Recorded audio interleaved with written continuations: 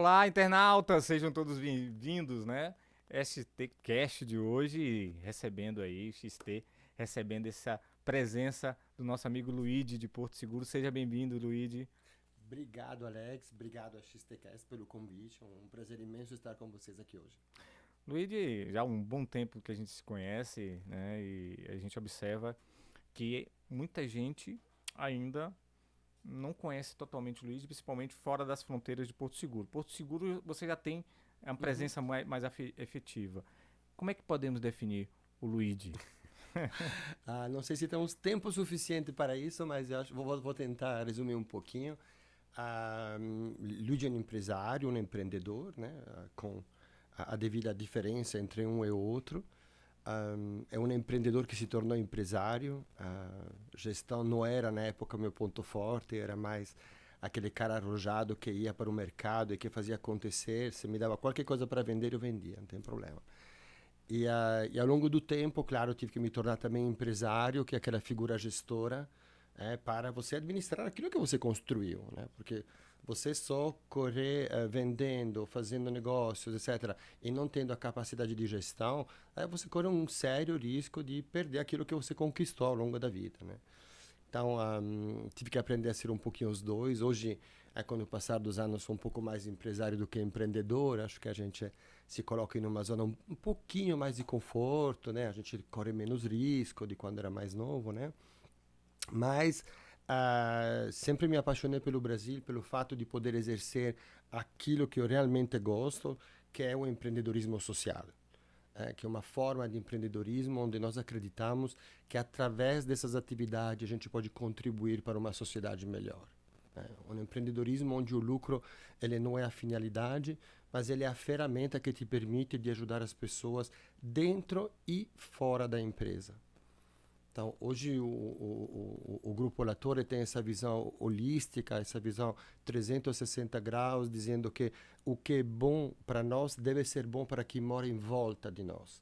Caso contrário, não é bom para E nós. acaba sendo uma troca, né? Quando é bom para vocês, é bom para a comunidade. Quando é bom para a comunidade, se torna bom para vocês. Um ambiente quase familiar, quase Quase próximo. familiar, saudável, socialmente correto, mais equilibrado, e onde você tem um objetivo além do simples empreendedorismo, mas é realmente se de contribuir com as pessoas em volta. E por que Porto Seguro? Porto Seguro é uma história de paixão, não sei. A primeira vez que eu vim aqui no Brasil, eu cheguei em São Paulo. E seus Não, olhos brilharam aí. não tem como, gente, né? Assim, eu me lembro, eu cheguei 6 de janeiro de 2000 no Brasil, não falava português, não sabia nada do Brasil, e eu não sabia que janeiro era o verão no Brasil, porque no inverno, na Europa é inverno, né? Uhum. Então eu cheguei aqui um calor danado em Guarulhos, né?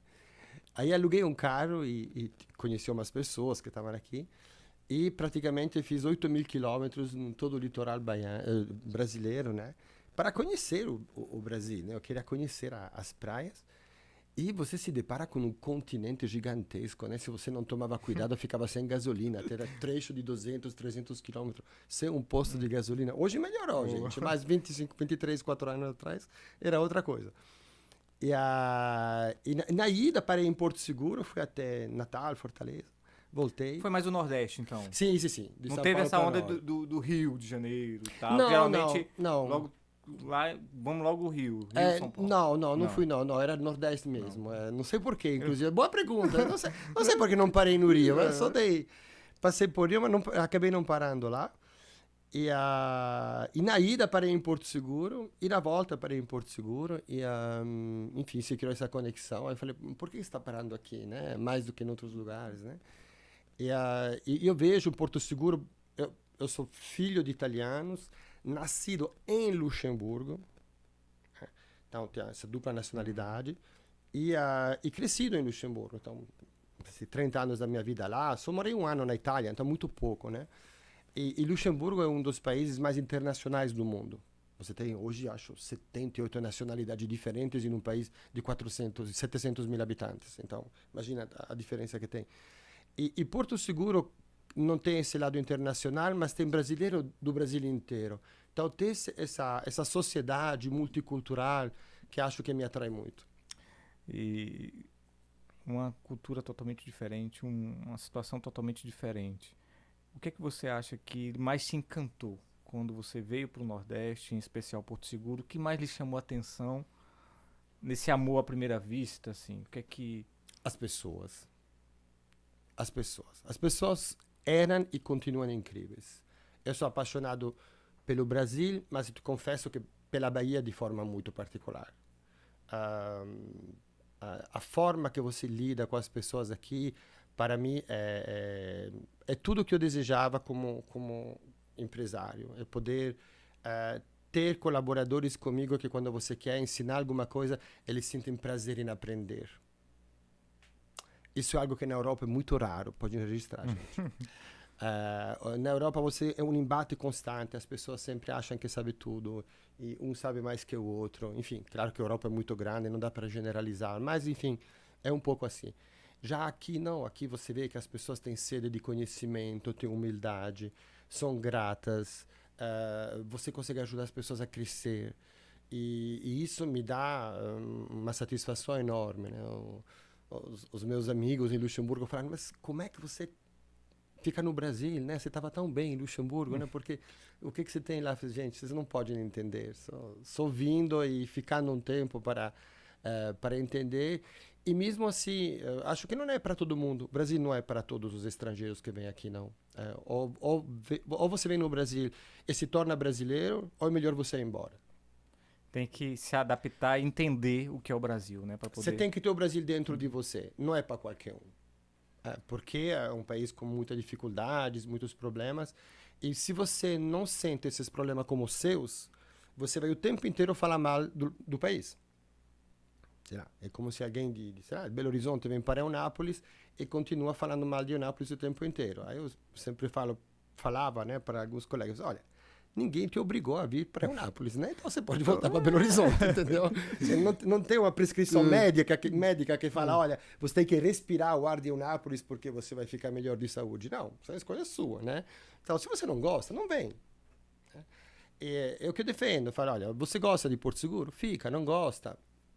Cara, ou se de repente gosta e tem dificuldades e alguns problemas, vamos ajudar a modificar isso, né? Então acho que eu acho que é isso, é contribuir. Mas gostar e achar que tudo é perfeito é diferente.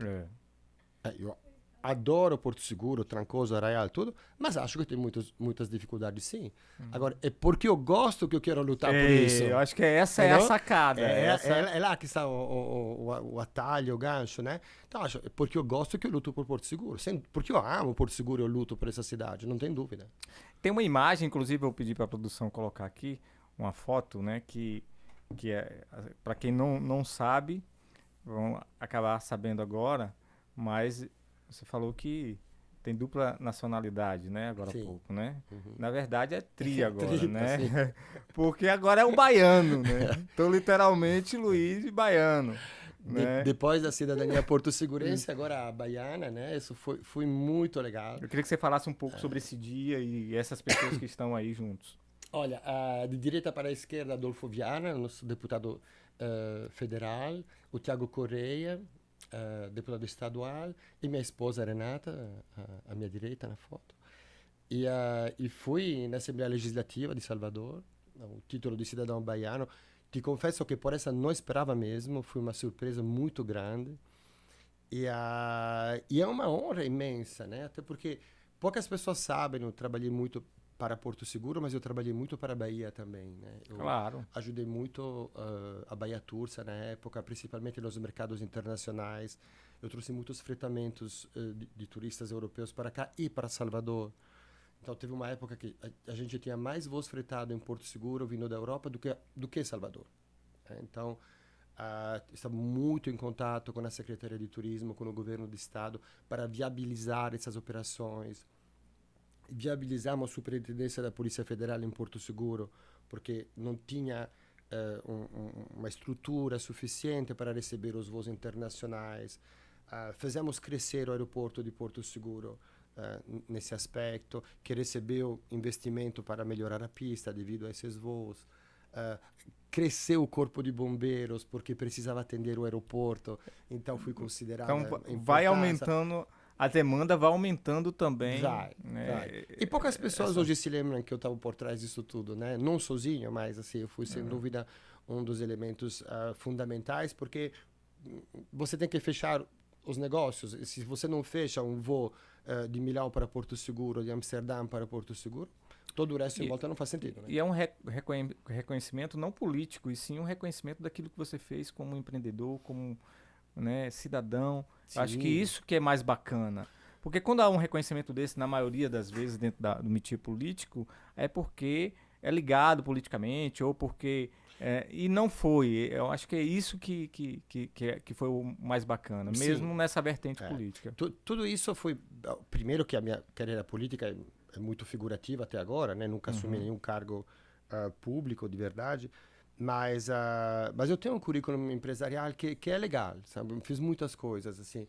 Lembrando a Copa do Mundo, hoje se Porto Seguro recebeu a Copa do Mundo, e Porto Seguro e Cabralha, dois times de peso, a Alemanha que acabou ganhando, campeão, né?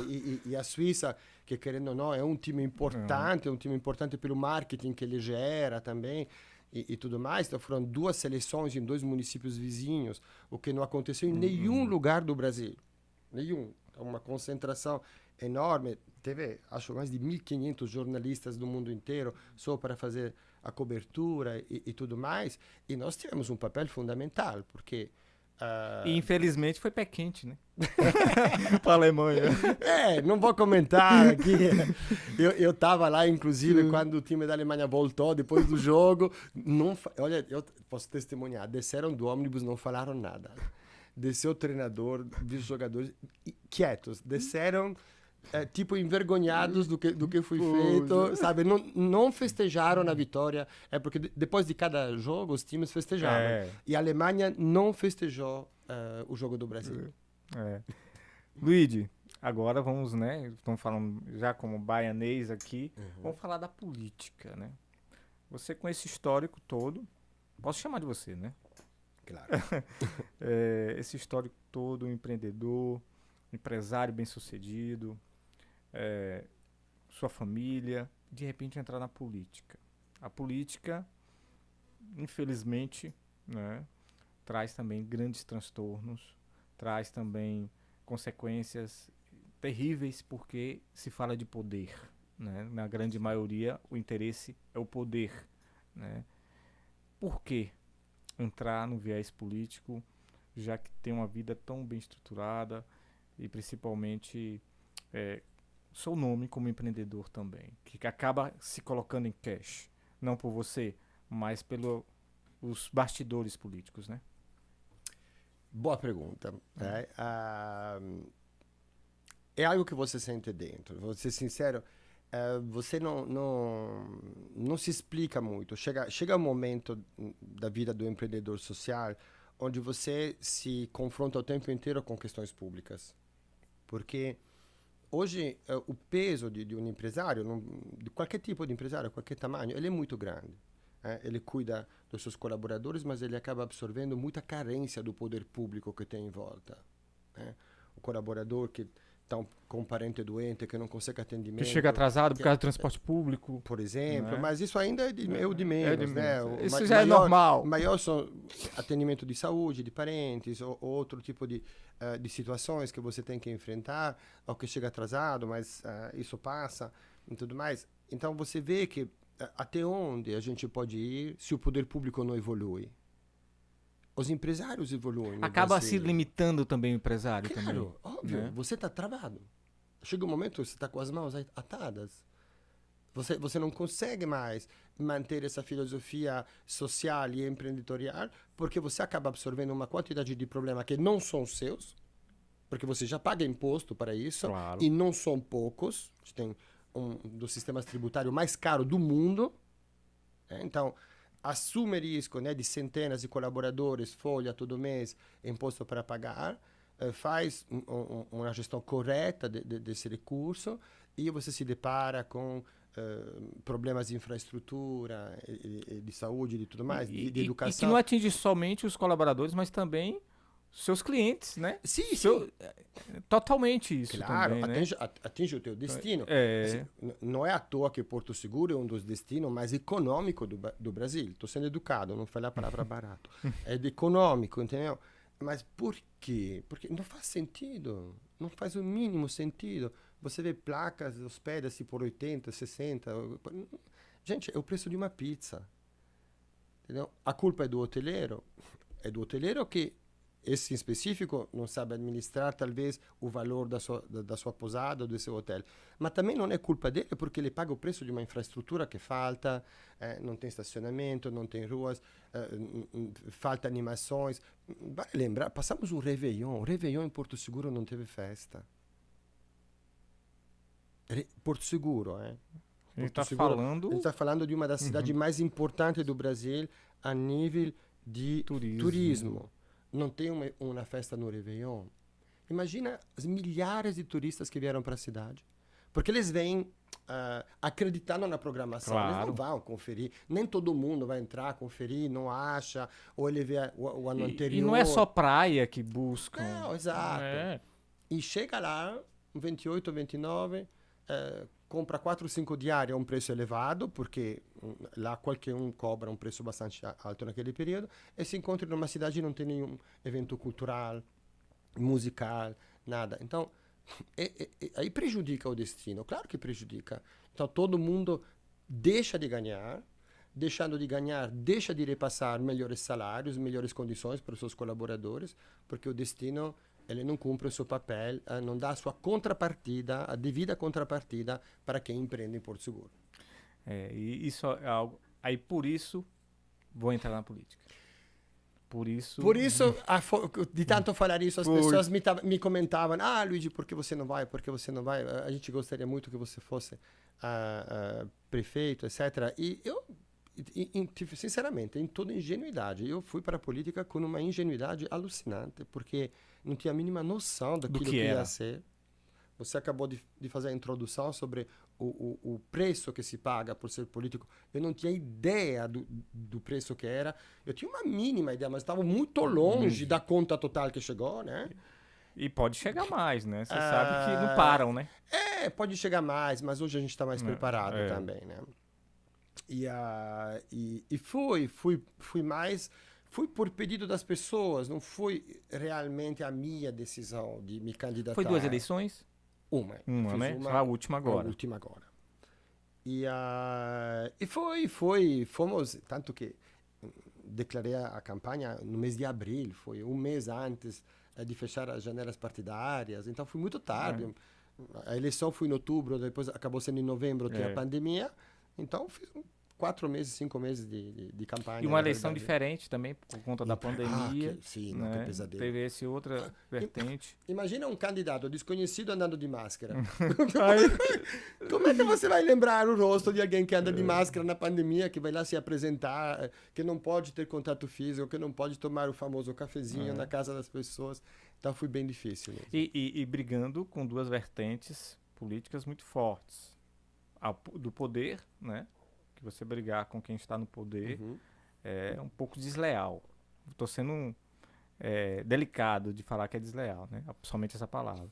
E um outro vertente também já conhecido dentro do meio político, né? Dentro das articulações políticas. Então, 2 grupos políticos muito fortes, né? Eram 3 na realidade, né?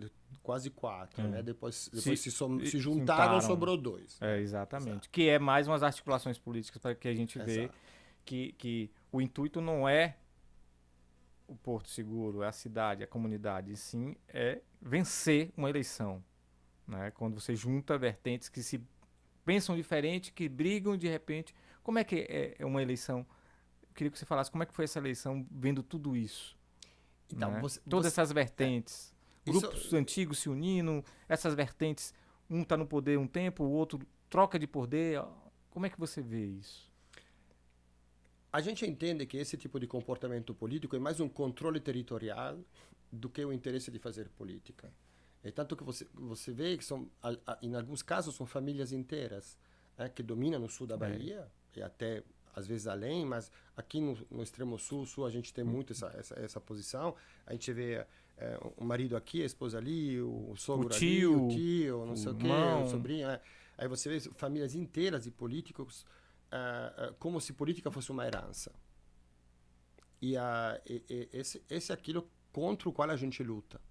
A gente fala, não, política deve ter uma renovação, essa renovação deve ser constante, não pode se acostumar àquele cargo, aquele senso de poder, tem que permanecer um cargo e não um senso de poder, justamente, e principalmente deve ser democrática, deve ser aberta para as pessoas. E a gente não tem essa liberdade, a gente não tinha.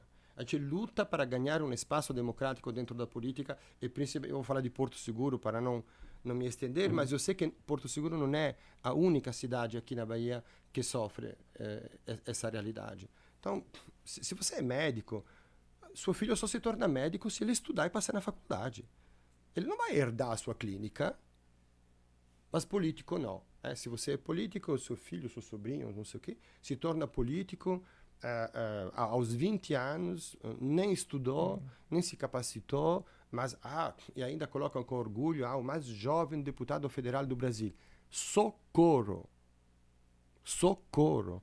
Vamos parar de eleger pessoas incompetentes? Com todo respeito, não se ofendam, mas assim, como é que uma pessoa que não tem nenhuma experiência de vida vai legislar sobre o Brasil, vai querer organizar uma cidade, mas vocês têm noção Por do mais que difícil? tenha, digamos, em alguns casos, bons intuitos, mas Sim. nós que temos filhos dessa idade, nós sabemos o quanto coisas simples do dia a dia acabam, né, pisando na bola. Imagine uma responsabilidade dessa, né? Boa vontade não é sempre suficiente.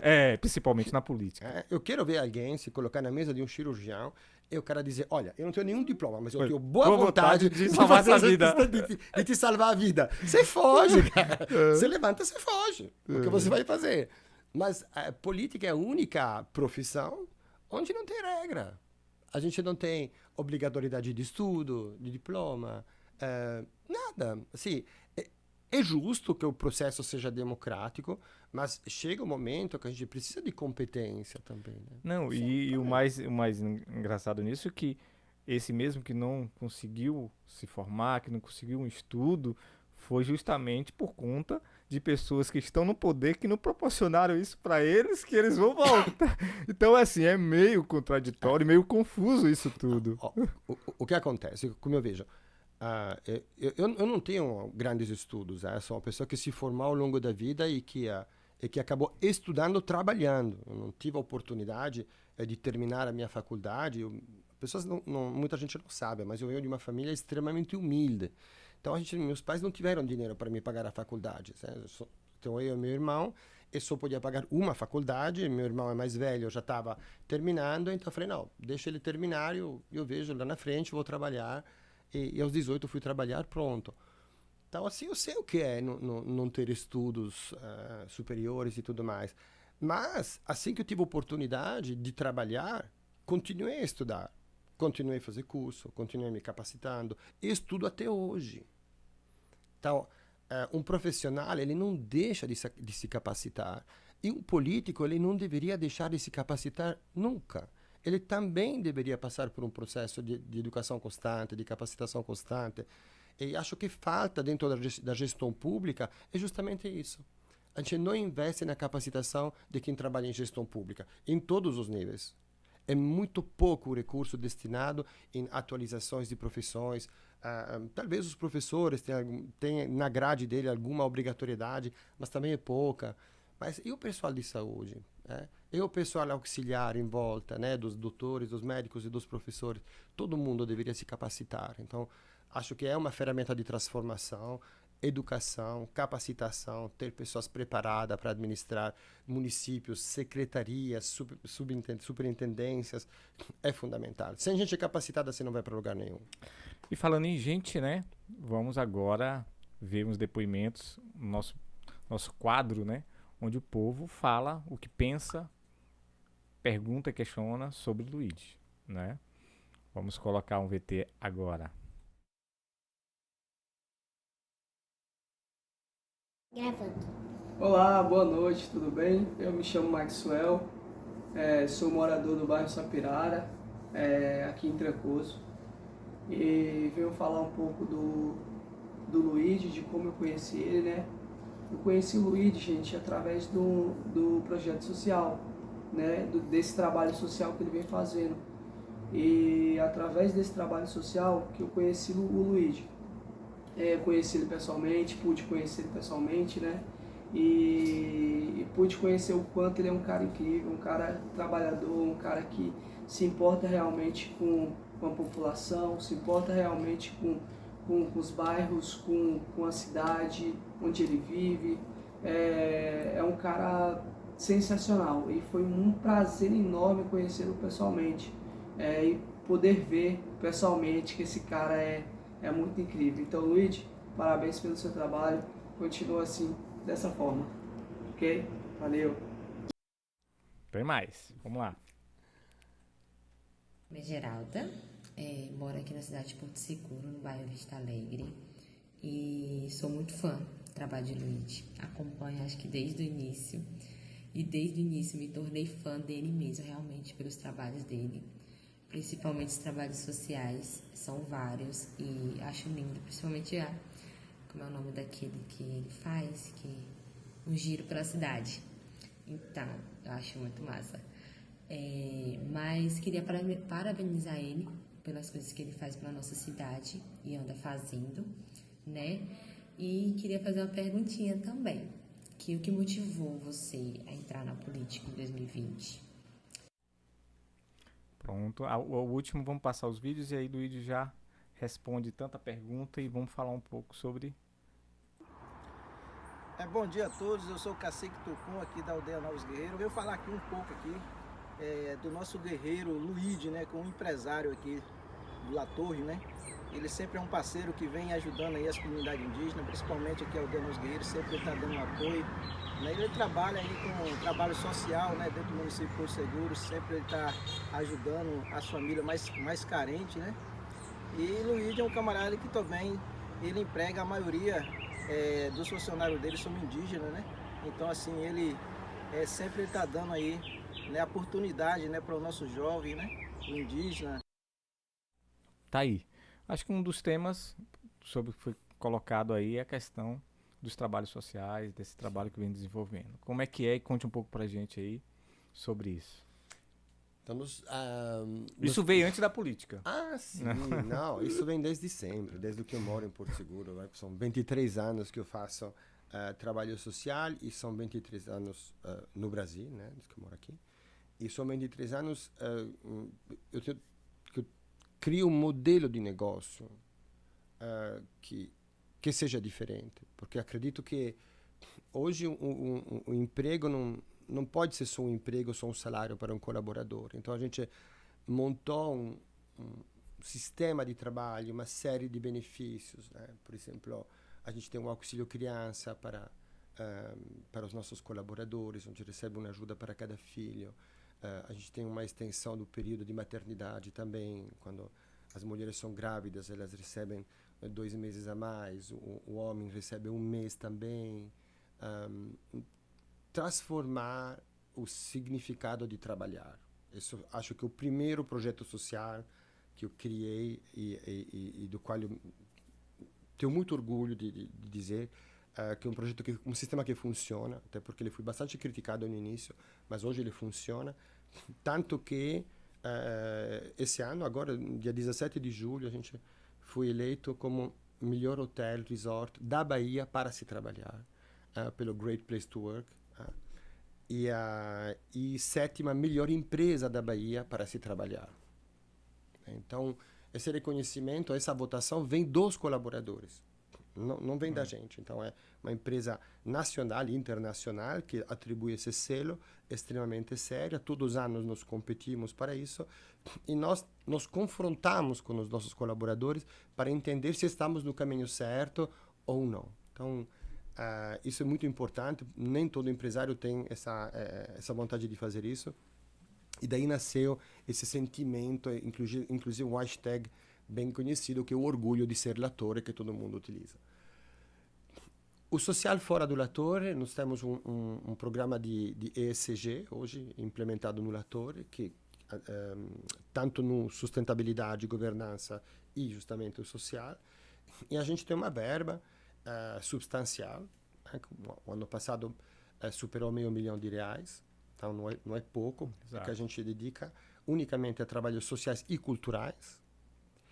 E essa verba é administrada, ela é revista no nosso orçamento de ano em ano, que vai desde contratações de artistas locais, teatro, músicos, artesãos locais, até projeto de doações de cadeira de roda, por exemplo, que é um projeto muito famoso do Latore, há mais de 15 anos que o Latore doa cadeira de rodas, principalmente para crianças que precisam de cadeira sob medida. Porque as cadeiras que você encontra hoje são aquelas cadeiras padrões, mas aí como é que uma criança tetraplégica vai utilizar? Ela precisa de uma cadeira que seja específica para ela, né? Então a gente tem muito cuidado, né, com o ortopedista para encomendar esse material. Então é um programa bem sucedido do Latore e tantos outros. Durante a pandemia a gente distribuiu muita cesta básica durante a pandemia. E fomos uma das poucas empresas que não desligou os seus colaboradores. Então, a gente manteve, durante todo o período de fechamento da pandemia, mais de 500 famílias a cargo da empresa. Não tive essa coragem. Não me falem de se fui razoável financeiramente ou não, porque obviamente não. Mas jamais teria tido coragem de desligar essas pessoas que tanto dão para a empresa, sabe? Tem colaboradores de mais de 20 anos comigo, imagina, desde que eu estou aqui. E teve justamente, a gente bateu um papo sobre a questão política e teve a pergunta também, né, referente ao que incentivou, né? Se ficou alguma coisa dentro do primeiro papo que algo mais que você podia acrescentar dentro dessa pergunta? Ir além, Alex, ir além. Assim, eu digo sempre, eu me tornei brasileiro por muitos pontos, mas tem alguns ainda que eu tenho uma certa dificuldade de aceitar. Eu nasci num país que é limpo, que é organizado, onde as coisas funcionam, e onde eu vejo que é possível. Então, a gente não pode se conformar com os problemas sociais. A gente não pode se conformar com uma mãe que tem que ir lá 3 horas da manhã na entrada da escola para ver se ela consegue um lugar na creche para seu filho e chega lá às 8 e não tem mais fichas. E volta o dia seguinte, e ela não sabe se vai conseguir um lugar em uma escola ou em uma creche.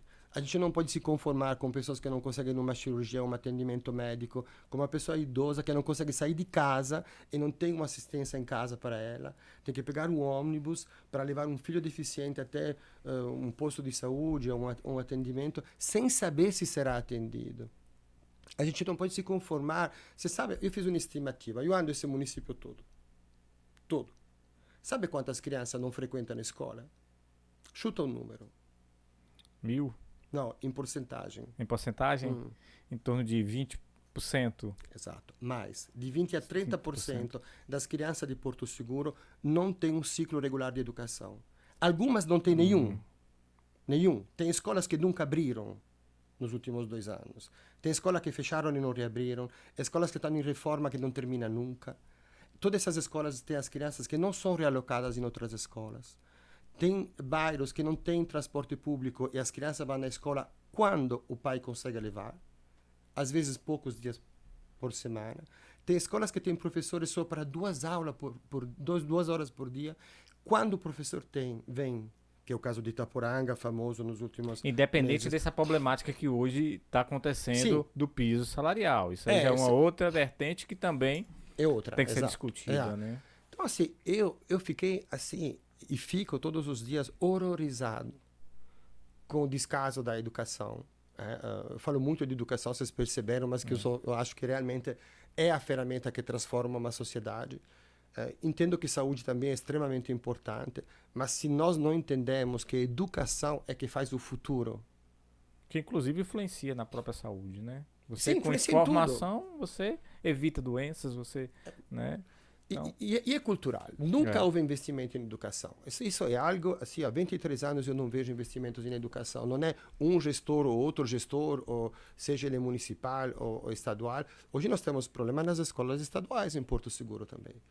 Então, assim, todas essas coisas você vê, você fala, será que a gente não pode contribuir um pouquinho mais? Será que eu não tenho uma dívida com Porto Seguro também, porque Porto Seguro me fez um empresário bem-sucedido. Eu não cheguei a empresário bem-sucedido. Eu me tornei bem-sucedido em Porto Seguro. Tá? Eu devo isso também a Porto Seguro. Okay? Agora que eu, vamos supor, poderia aposentar, vamos supor isso, né?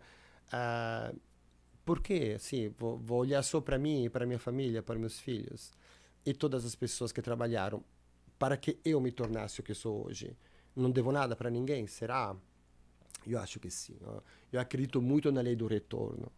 Você recolhe aquilo que você planta, mas quando você recolhe, você tem que distribuir. E plantar novamente, e recolher novamente. Não é para você segurar aquilo que você colheu e dizer, nossa, eu estou cheio de trigo para os próximos 3 anos. A minha geladeira está cheia para os próximos 3 anos. E a dos outros? E a do teu vizinho? Como é que você pode dizer que você mora em uma cidade digna quando tem gente que passa fome na tua cidade? O problema não é seu sim, é de todos nós quando tem pessoas que sofrem. E vem essa aproximação com os povos indígenas, né? Sim. E foi até um depoimento de um deles aqui com a gente. Como é que você vê essa aproximação? Como é que é estar dentro da comunidade indígena? Eu queria que você falasse nesse conceito também. Nós estamos bem no meio, né, de várias aldeias indígenas, então a gente... Porque cria, assim, um aspecto para quem não está dentro do próximo, né, como se o povos indígenas fosse apenas aquele... um figurante que quando as pessoas vêm em Porto Seguro, vai lá, tira uma foto e tal. E a realidade é totalmente diferente, né? E o que se busca hoje também é diferente. Eu acho que os povos indígenas eles precisam realmente de mais dos governos, não tenho dúvida disso. E eu queria saber de você, esse trabalho dentro, conhecer de fato, estar presente, como é que é essa realidade? É uma realidade muito gratificante. É uma realidade que eu convivo há 20 anos, né? Quando eu cheguei aqui, morei no Arraial da Ajuda, então lá não tinha muito contato. Mas quando me mudei para a Praia do Mutá, entrei no meio de uma área indígena, né? Onde tem, tirando a Praia do Mutá, de Cora Vermelha até Ponta Grande, toda a área indígena. Então, tem pouquíssima área urbana, na realidade, de loteamento, né? O resto é tudo de aldeias. E a gente sempre teve uma convivência muito boa. É uma convivência também delicada, difícil às vezes, né? Você tem que entender a importância dos povos indígenas e quando você vem de fora, o primeiro impacto te deixa um pouco perplexo. Você procura entender qual é o seu lugar nesse contexto todo. Porque você aprende a ser brasileiro, você aprende a ser baiano e você aprende a ser indígena. E é outra realidade. Então você tem que aprender, só com conhecimento você adquire o respeito, que hoje nós temos, e ele é mútuo, e você passa a ter um outro olhar sobre as comunidades indígenas só quando você os conhece de verdade, só quando você entende de verdade a história, a dor, a cultura atual, que é muito forte. E hoje a gente convive de forma incrível. Tanto Falta muito, você acha, para que realmente sejam reconhecidos de fato os povos indígenas dentro da nossa região? Como é que você vê essa... Olha, na nossa região, eu estava falando isso com 2 amigos caciques essa semana. Assim, é preciso resolver a demarcação das aldeias. Eu falo por Porto Seguro, eu sei que é um assunto nacional que pode não ser a mesma realidade em outros lugares, eu falo pelo que eu conheço na nossa região. E essas demarcações são essenciais. Se elas são devidas, que sejam feitas. Acho que o governo não está cumprindo o seu papel. Ele não entende que enquanto ele não dá as demarcações, sempre haverá risco de pequenos conflitos. Agora, quando ele fizer essa demarcação ela é necessária, porque você está discutindo o quê? Em uma aldeia indígena onde mora 500.000 famílias. Você está ainda com dúvida que é aldeia? Assim, de qualquer forma, é um problema social, é uma realidade social. Estão lá, então, tomara que haja uma mudança de atitude, que demarquem essas aldeias para que eles se sintam mais tranquilos. Você pode ter certeza, cada vez que há um conflito, olha por trás, é uma questão de demarcação. É uma questão de saber de quem é aquela área ou não. Então, acho que isso deixaria todo mundo muito mais tranquilo, que um dia se tomasse uma decisão de dizer essa aldeia é uma aldeia X, ela pertence realmente a esse povo, pronto ou essa não é, mas onde tem não há o que se discutir. Acho que esse é o grande problema. Pronto aí. Gente, vamos aí. Se inscreve no canal, fazendo seus comentários também. Participem com a gente, que isso é importante para que a gente possa fazer os nossos trabalhos. E eu queria muito agora chamar o bloco Like e Cancela, né? Onde o nosso convidado vai dar like ou cancelar algo, né? E dizer o motivo, né? Do like ou cancela. Então vamos lá? A vinheta. O nosso primeiro é a mulher na política. Você cancela ou dá like, né? Existe aí muitos questionamentos. Hoje, alguns partidos colocam as mulheres apenas, tecnicamente, para cobrir a cota, né? Aí fala, não, vamos aqui, vamos pegar uma ou outra aqui, põe aí o nome, assina, né? E na realidade acaba até prejudicando ainda mais essa vertente. Com certeza. Como é que você vê a mulher na política? Dá like ou cancela e por quê? O like é obrigatório, ele é uma realidade. Já na nossa empresa, no nosso grupo empresarial, sempre o grupo de diretoria e gerência foi de maioria feminina, ele continua de maioria feminina, tanto que os 2 principais cargos de diretoria são de mulheres. Dos 14 gerentes, acho que são 8 ou 9 mulheres. Então, além de ser a maioria, é uma maioria expressiva. Então, eu acredito muito que um dos motivos do sucesso, do crescimento do grupo que eu administro, se deve também a esse fato. Quero ofender os homens, né? Mas sem dúvida, eu adoro trabalhar com mulheres. Acho que elas devem ter um lugar não só no empreendedorismo, mas na política principalmente. Faz falta. Acho que se a gente vê tantos problemas na nossa política, provavelmente se deve à falta de mulheres. Se a gente tivesse uma quantidade maior de mulheres, muitos problemas não existiriam. Quem sabe uma vice-mulher para iniciar o processo aí, né? Vamos caminhando. Nosso próximo like e cancela é uma realidade, infelizmente, ainda, que é a compra de votos e vendas de votos, e sucessivamente. A gente não pode apenas culpar o político, mas também aquele que vende. Como é que você vê isso? Cancela ou dá like? Tem que proibir. Né? Se cancelar significa contra, então exatamente. É cancelar. Né? Venda de voto é o grande vilão da política. Ele não é o vilão só da política, mas das consequências que ele gera. A gente vem lutando muito contra isso e nós estamos estudando de que forma a gente vai poder sensibilizar mais as pessoas. Há 2 responsáveis, o comprador e o vendedor, e no negócio é sempre 50-50. Acho que se a gente tivesse multas pesadas para quem vende seu voto, talvez as pessoas teriam um pouco mais de medo de serem envolvidas nesse processo. Quem vende seu voto, ele tem que entender da responsabilidade que ele tem perante a política pública, perante o seu vizinho, os seus filhos, e entender que aqueles 100, 200, 300 reais não paga nem a compra da semana. Então, ele está prejudicando o coletivo por um lucro individual irrisório. Que vai ter um retorno muito grande. E entender que cada voto comprado não tem retribuição. Um político que comprou voto no seu bairro, ele nunca mais vai aparecer naquele bairro porque ele já pagou por aquilo. Ele não tem dívida política pelo voto. Contrariamente ao voto consciente. O voto consciente, se o eleitor vota por Alex, você deve algo para esse eleitor. Ele depositou confiança. Veja o peso que isso representa. Né? Você tem lá 4 anos para devolver essa confiança depositada. Agora, se você comprou aquele voto, no ato do pagamento acabou. Não te devo mais nada. O negócio termina. E os próximos 4 anos, vou fazer o que eu quero. Então, a compra de voto é o grande vilão da política, ele é uma realidade. Em Porto Seguro é nítida, eu falo da cidade onde eu moro.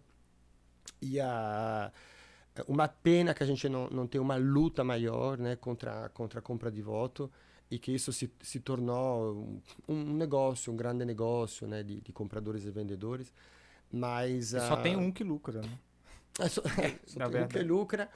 E tem que lutar contra isso. Acredito muito na nova geração. Acredito nos jovens, nas mulheres, de novo. Acho que as mulheres são a grande salvação da política.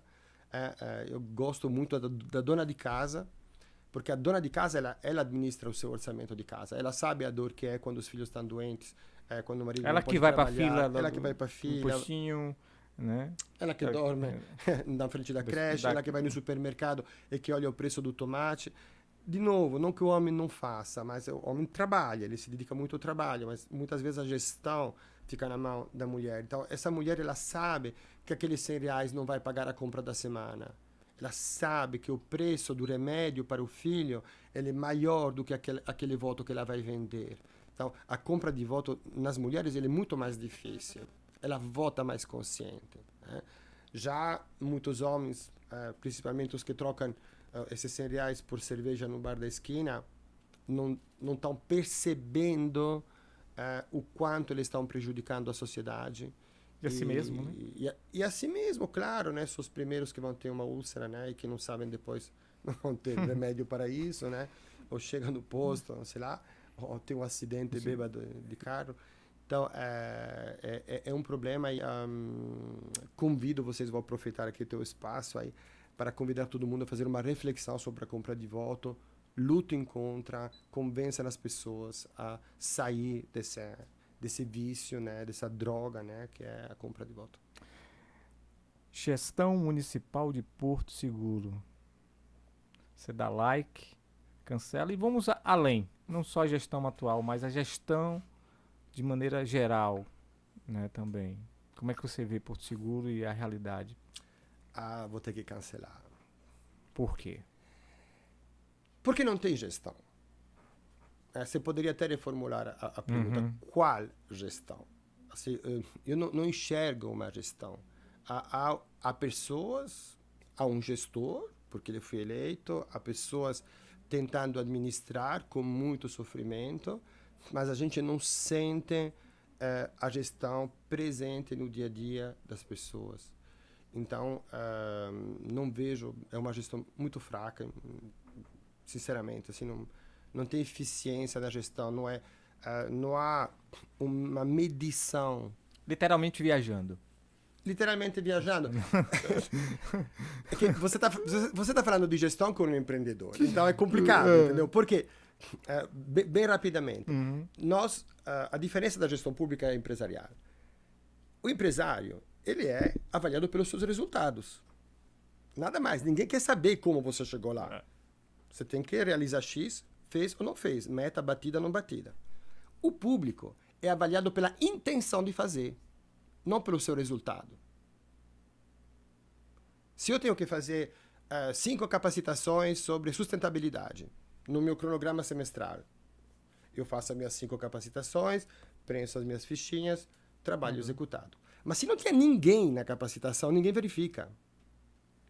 Ou se as pessoas entenderam no que eu falei, ou que o palestrante caríssimo contratado para falar 1 hora sobre sustentabilidade deu certo, ninguém verifica. Então, existe um cronograma de execução sem saber se a meta foi batida, se houve realmente um impacto daquela ação executada. Então, são 2 mundos totalmente diferentes, assim, opostos na metodologia. Quais os pontos que podemos destacar dessa gestão tão negativa em Porto Seguro? Existem pontos ou todos os pontos? Não todos, porque é falta de organização, totalmente desorganizada. Falta de capacitação dos colaboradores. Acho que a gente deve capacitar agente de trânsito, principalmente a linha de frente. Acho que a linha de frente é aquele que está em contato, a recepcionista do posto de saúde. Não falo nem do professor, mas quem atende os alunos, quem trabalha nas escolas, o segurança da escola. Porteiro, né? Que deve se tocar hoje, que estamos com um problema de crianças que endoidece de um dia para outro e pode cometer um crime. Será que eles foram capacitados para detectar alguém que entra com uma faca, com uma arma dentro de uma escola?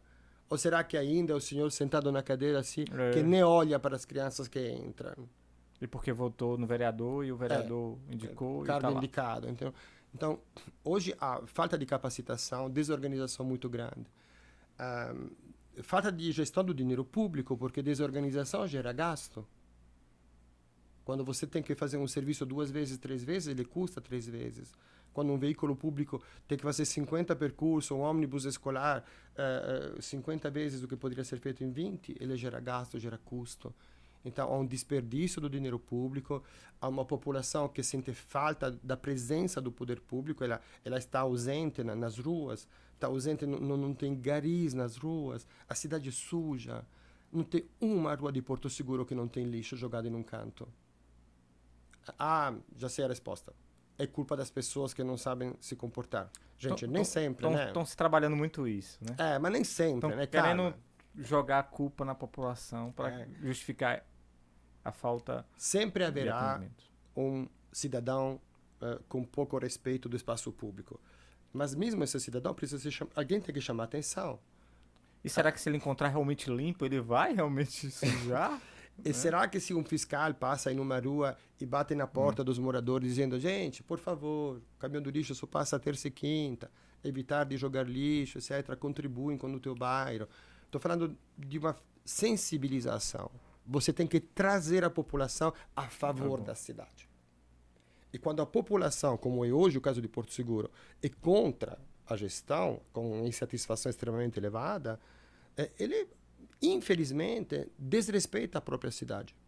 Então, é isso que falta. Nenhum gestor resolve os problemas sozinho. Ele só resolve os problemas se ele consegue motivar a população a trabalhar com ele. Tem que ser Não junto. para ele. Com ele. Para eles. Né? E esse contato, eu não vejo nos gestores, nem no atual, não vejo também nos anteriores.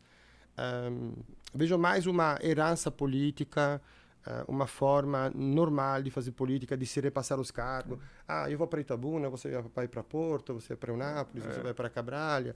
Tipo um jogo de xadrez, a gente discute isso tomando champanhe e que o povo se lasque, desculpa a sinceridade. Tá aí, nosso quadro Cancela, a Luigi cancelando a gestão, né, de Porto Seguro. É uma realidade que a gente não pode esconder, que realmente Porto Seguro está num momento muito delicado.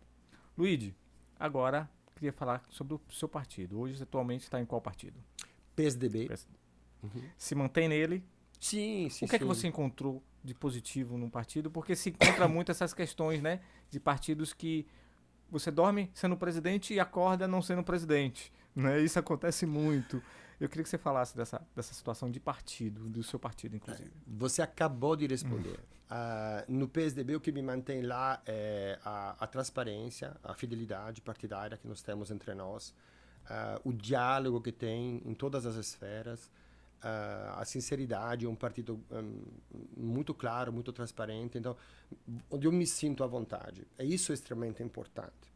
Você tem que ter justamente a garantia do partido, porque toda a comissão municipal ela é sujeita, de qualquer forma, a qualquer mudança que vier de cima, e ter esse diálogo. Então, hoje o PSDB é um partido que me acolheu.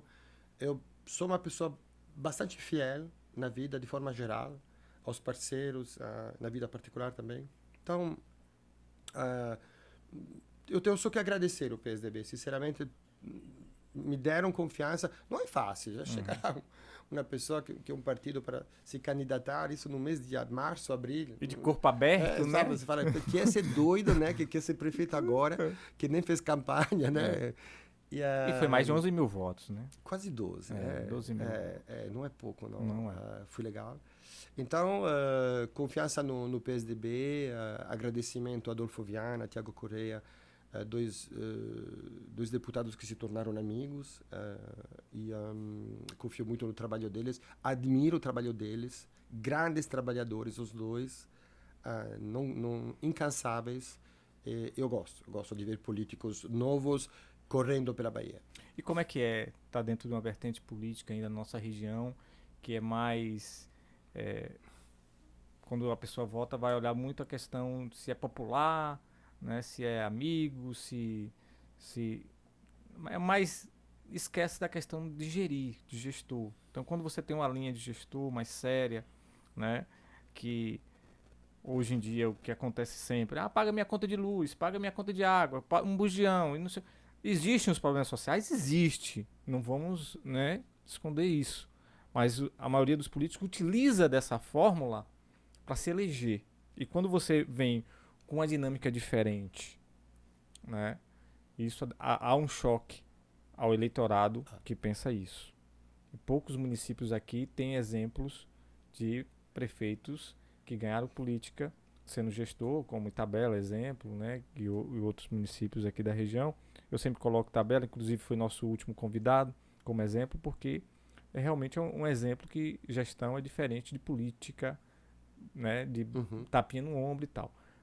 Para você, existe essa dificuldade ainda de mostrar isso à população? Como é que você vê hoje? Apesar que os números na sua eleição mostram diferente. Você teve muitos votos em locais populares.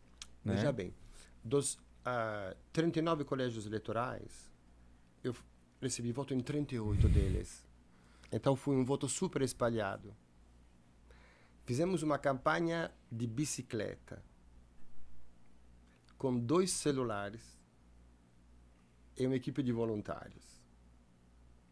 Assim, praticamente uma campanha de vereador, né? Tem vereadores que conseguem uma estrutura maior. Uma campanha muito superior do que a nossa.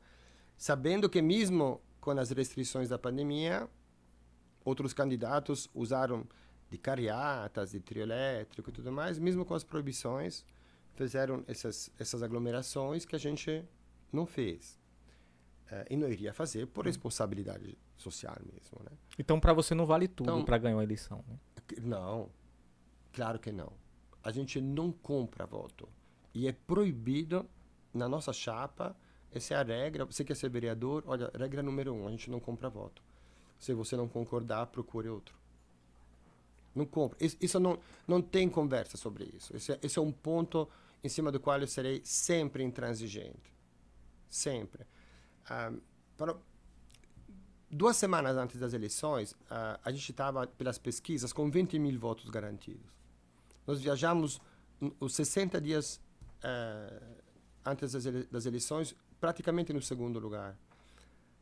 Tanto que isso acabou assustando um dos candidatos que acelerou e foi para cima, foi como para diz, cima, para cima, para recuperar, nessa, o segundo lugar e tentar ganhar essa eleição. Ninguém imaginava que a gente teria esses votos expressivos, né? Que eu considero expressivos. Você imaginaria que teria? Não, já te conto, já chegou lá. E a gente sentiu falta, em menos de 10 dias a gente perdeu 8 mil votos. Uma puxada de tapete gigantesca. Uma boa parte são comprados, eu diria.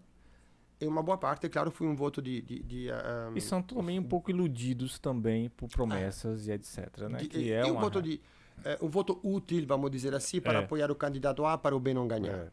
Também.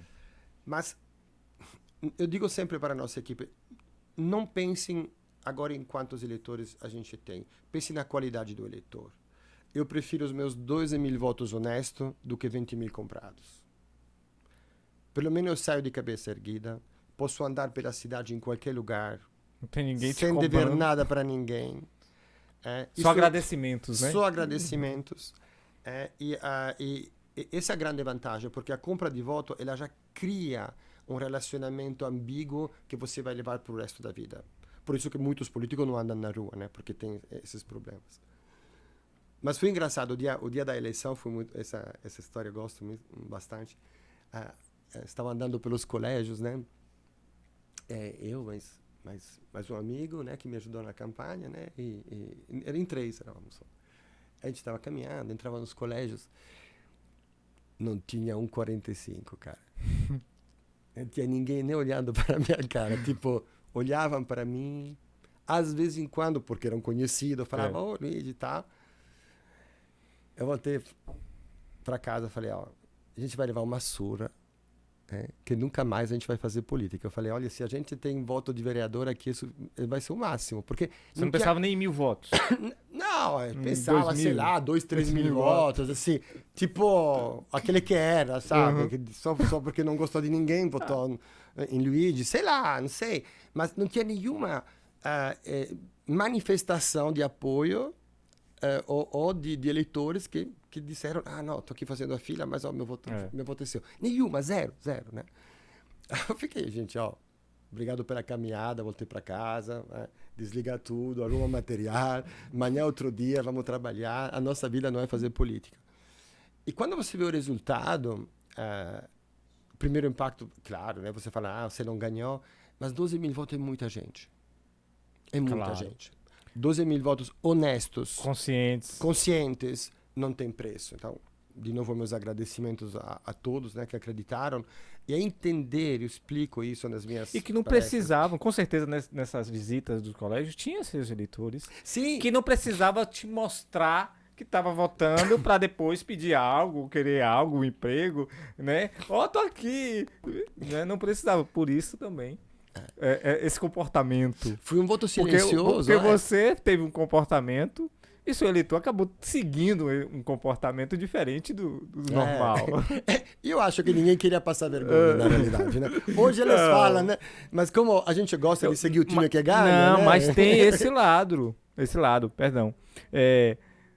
Nem sempre o que ganha, de fato, é o que ganha. Como assim? Tô sendo um Dilma agora. Por quê? Porque hoje o seu eleitor pode falar, tá vendo aí? E aí o resultado? Né? Então, né, nem sempre se perde quando o seu candidato, você vota um candidato e perde. Ao contrário. Não. Né? Eu saí dessa eleição com cabeça erguida, ando pela cidade hoje assim, com maior tranquilidade. As pessoas falam, mas você vai em bairros perigosos, não sei o que. Gente, assim, em cada bairro perigoso também tem gente honesta. E se você vai com humildade e respeito para todos que ali moram, você se dá bem, não tem o que temer. Quando você não deve, não tem o que temer, tá tranquilo. Eu queria agradecer muito sua equipe de comunicação, em nome da Gabriela, né, e toda a sua equipe, da forma bacana que a gente trocou ideias esses dias, né, para fazer um trabalho bacana e passar uma mensagem bacana. Eu acho que é isso que é fundamental. E uma coisa que eu acho interessante, quando eu mostrei os cards, as pessoas me perguntando, algumas pessoas quem é, e outras falando uma coisa engraçada. É o cara do YouTube, tal. Né? Muita gente falando assim. Essa ideia de estar nos bairros, de fazer esse trabalho também nas redes sociais, né? De mostrar de maneira muito leve, inclusive, mesmo sendo cobranças, é uma estratégia realmente que vai permanecer dentro de uma futura candidatura, nessa mesma linha? Ou, pela experiência que você teve, vai ser mais forte? Uma campanha mais agressiva? Nós estamos em campanha. Muitas pessoas falam, confundem as situações. Hoje não estamos em campanha. Eu entendi a necessidade de mostrar um Porto Seguro que ninguém conhece. Aí, depois da campanha, a nossa equipe falou, por que você não faz um giro pela cidade? O que seria? Vamos fazer uns mini programas, aí vamos andando, vamos conversando com as pessoas. E iniciou assim, e hoje a gente acho que já são mais de 80 giros que a gente fez, né? A gente está chegando a 100 daqui a pouco. E são sempre giros que partem da população, não somos nós que ditamos a pauta. Isso. Alex me chama e fala, olha, eu tenho uma situação tal no meu bairro, perfeito. Vocês querem falar desse problema? Porque eu não vou falar do problema. Eu vou te dar um meio para conversar sobre o assunto. Mas não é Luigi que pode falar de Sapirara, é que mora em Sapirara. Não é Luigi que pode falar de uma criança cadeirante, é a mãe dela ou a criança dela. Inclusive, isso serve muito de experiência para você futuramente, caso realmente, né, venha candidato, caso venha no processo, você conhecer de perto e até para o seu plano de governo futuro, né? Eu acho que isso enriquece também até como ser humano, né, Luigi? Independente de política. Independentemente de política. Cria vínculos, cria laços. Cria, te falo, e cria laços incríveis. Incríveis. Temos perde amigos também, né? Ganha amigos. Mas ganha muitos amigos. E te falo, a gente fez coisas, poderia falar horas sobre cada giro, cada projeto social, cada pessoa que a gente conseguiu ajudar, cada pessoa que a gente conseguiu dar visibilidade, sabe? A gente foi em um dos últimos, uma senhora tinha a rua totalmente alagada e ninguém dava atenção, eram vários moradores. Pensa, as crianças tomando banho na lama da rua, de tanta água que tinha, né? Era uma piscina. A gente foi lá gravar e, querendo ou não, o poder público, semana seguinte, passou e consertou aquela rua. Pô, eu fico feliz. Fico feliz que o poder público foi e agradeço o poder público por ter feito. Às vezes, a gente tem que dar sua visibilidade, sabe? As pessoas... O baiano, o brasileiro, é um povo esquecido. Ele não tem com quem falar. Ele não tem com quem... por isso, acho que por isso que acreditamos tanto em Deus, sabe? Porque no final da noite, assim, a gente reza porque ninguém escutou a gente. Então, as pessoas precisam só disso. Elas são humildes, são simples. Eu vou em lugares que, olha, não tem nada, mas aquela xicrinha para o café, elas vão te proporcionar, tira a própria cadeira para você sentar. Então, essa humildade, esse contato com a população é que faz, quem sabe, o futuro. Mas um gestor deveria ter esse contato. É isso que a população precisa. É alguém que ande nas ruas, ande nos bairros. Escute mais do que fala. Ou promete. Né? O Promete. que promete. Né? Tá aí, nosso bate-papo de hoje, Luigi, uma satisfação tremenda ter você conosco. Desejo muita sorte, muita vitórias aí, não só no âmbito político, isso aí é a população que decide, mas como empreendedor, como pessoa, né, é uma satisfação tê-lo aqui conosco. E eu queria muito que você finalizasse conosco sobre o que as pessoas que talvez não te conheçam tão perto pode esperar do Luigi ser humano, do Luigi, sim, você está inserido no ângulo político, óbvio, né? Então eu queria que você falasse um pouco para nossos internautas, em especial de Porto Seguro, o que podem esperar do Luigi, o que é, de fato, a sua visão referente a uma gestão municipal, a política de modo geral. Fique à vontade. Olha, meu desejo, meu sonho para a população de Porto Seguro realmente é que eles acreditem que Porto Seguro pode muito mais. Que nós estamos estagnando em um mundo que evolui a cada dia e que não porque desconhecemos determinadas tecnologias ou determinados serviços que a gente não pode tê-los. Nós temos que ser mais ambicioso, acreditar que é possível e não dizer, é sempre igual. Temos que parar de falar mal de políticos. A gente precisa de políticos. Hoje é um grande problema. Ninguém quer entrar na política porque tem medo de retaliações, porque político é mal falado, porque todo político é ladrão. Como é que a gente vai administrar uma cidade onde os jovens não acreditam mais na política? Que é o grande problema. Por que não acreditam? Porque o político só é evidenciado quando faz algo de errado. E temos dezenas, centenas de bons políticos, ninguém fala deles. Porque eles não fazem as manchetes, porque não faz audiência. Só faz audiência o político preso. O político honesto que trabalha, talvez nem tempo tem de gravar, porque ele está trabalhando. Né? E ninguém dá ênfase nos seus resultados. Então, acredito que sim, é possível, sim, não tem dúvida, fazer política de forma honesta, envolver a população em um processo de renovação. Tenha mais esperança para Porto Seguro, Arraial, Trancoso, Veracruz, Pindorá, Magroville. Porto Seguro é um território gigantesco. Gigantesco. E eu vejo, às vezes, as pessoas desanimadas. Então, tenha fé, tenha força. E tenha esperança que uma renovação política ela é possível. Não sou o único que acredita nisso.